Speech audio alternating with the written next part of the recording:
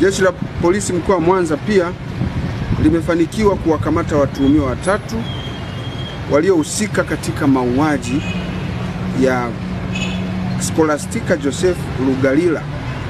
Huyu ana miaka 40, mkulima na mkazi wa Nyeunge, wilaya Sengerema, aliyeuawa tarehe 19 mwezi wa 3 katika nyumba ya kulala wageni iitwayo First and Last Guest House iliyopo kata ya Usagara, wilaya ya Misungwi.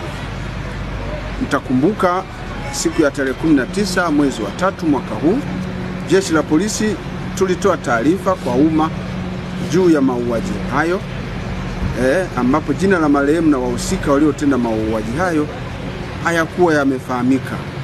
Lakini baada ya upelelezi na ufuatiliaji wa kina uliofanywa na Jeshi la Polisi, tulifanikiwa kupata jina la marehemu, kwamba amefahamika marehemu huyo anaitwa Scholastica Joseph Lugalila.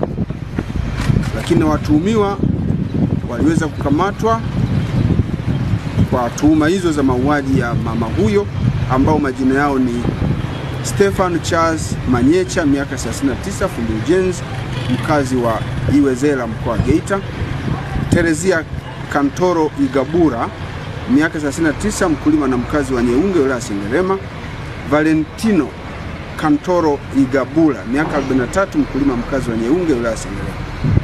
Chanzo cha tukio hilo la mauaji ni imani potofu za kishirikina, kwani inadaiwa watuhumiwa hawa walikuwa wakimtuhumu marehemu kuwa anawaloga ili wasiweze kupata ujauzito. Watuhumiwa wote wamehojiwa kwa kina, na upelelezi utakapokamilika, hatua zaidi za kisheria zitachukuliwa dhidi yao.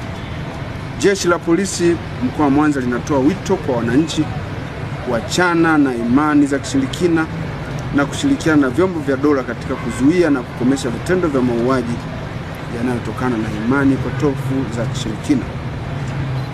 Pia linawakumbusha wananchi kushirikiana nalo katika kutii sheria ili usalama na amani viendelee kuwepo.